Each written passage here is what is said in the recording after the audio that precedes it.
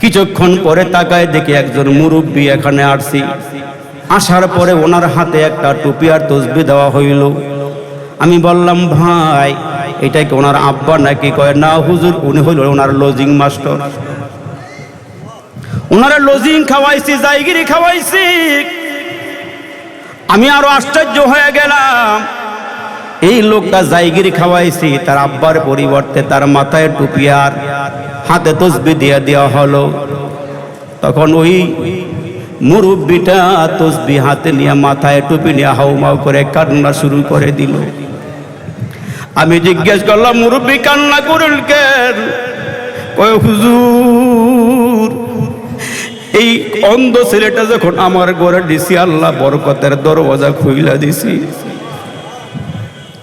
হুজুর কই ছেলেটা যে যতটুকু লেখাপড়া করতে চায় আমি তারে পড়ামু।